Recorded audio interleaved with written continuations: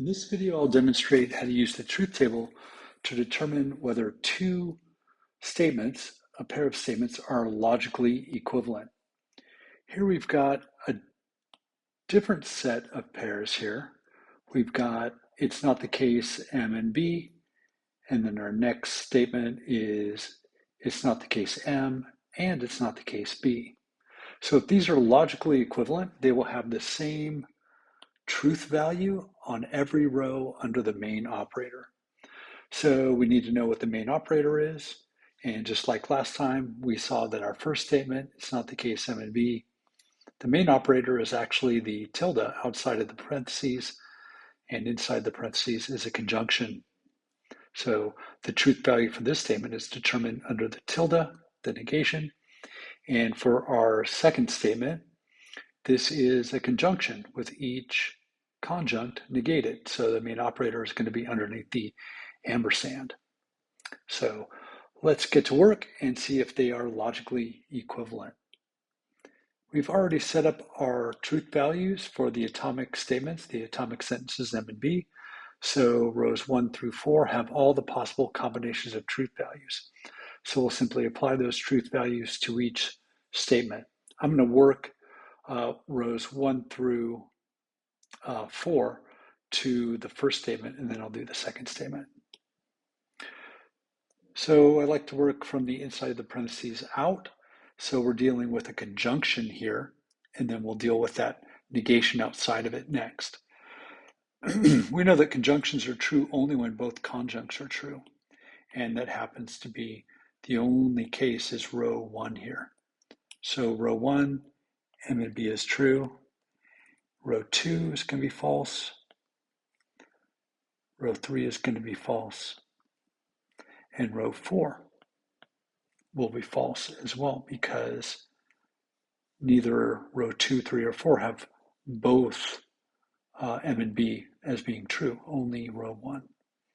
So now the negation is going to work on that truth value of the conjunction, and we'll just flip the truth value. So for row 1, the truth value of the whole sentence, which is under the tilde, is going to be false. Row 2, we flip the truth value of false, and underneath the tilde, that's true. Row 3, where the conjunction in the inside of the parentheses is false, the tilde applied to that makes that statement on line 3 true, and the same goes for row 4, where M and B are false, and then that gets negated, and so it's true. Now, I'm going to scratch these out because the main operator, as I mentioned, is the tilde that works on that conjunction. So this is the truth value for the statement, it's not the case M and B. We might want to think about the meaning of the tilde outside of the M and B. This is the not both type of English statement, and that would make sense corresponding to the truth values of our truth table for rows 1 through 4. So we would expect any statement that says not both to be false when they're both true, because we're saying not both, and then true all other times. So not both is false on row 1 because both M and B are true. And then when M is true and B is false, well, that's not both. So the not both statement is true on rows 2, 3, and 4, because it's true that not both. So let's see if that not both makes sense for this sentence. It's not the case M and it's not the case B. Because if it turns out that they have the same truth values on each row, they're logically equivalent, and they would have the same logical meaning. So let's find out if that's the case.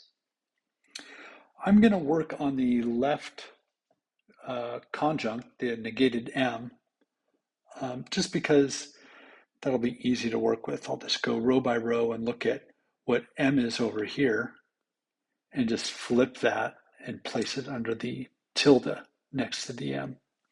So for row 1, where M is true, tilde M is going to be false. Row 2, where M is true, tilde M is false. Row 3, where M is false, tilde M is true. And the same thing for row 4, where M is false, tilde M is true.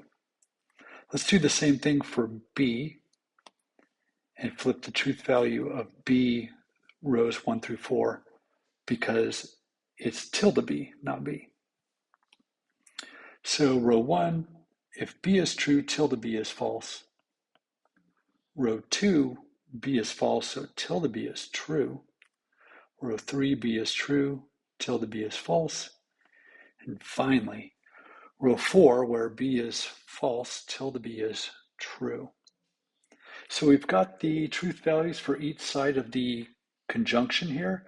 Now let's apply the rules of the conjunction to determine the truth value for the whole conjunction.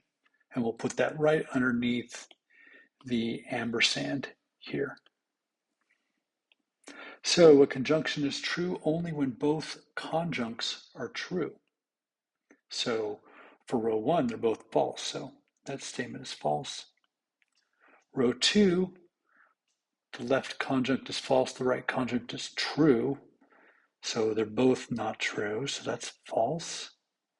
Same thing for row 3, tilde M is true, but tilde B is false, so the whole conjunction is false. And here, row 4, finally, both conjuncts are true, so we get a true conjunction. Now, just to clean things up and to make sure we're looking at the right column of truth values, we're comparing this row of truth values with this row of truth values. So let's go row by row and see if they have the same truth value on every row under the main operator. So the first statement under the tilde is false over here, and it's false under the conjunction. So far so good. But look at row 2. It's true under the tilde, but it's false here. So it has to be the same truth value on every row. So we hit the second row and they don't have the same truth value. So these statements are not logically equivalent.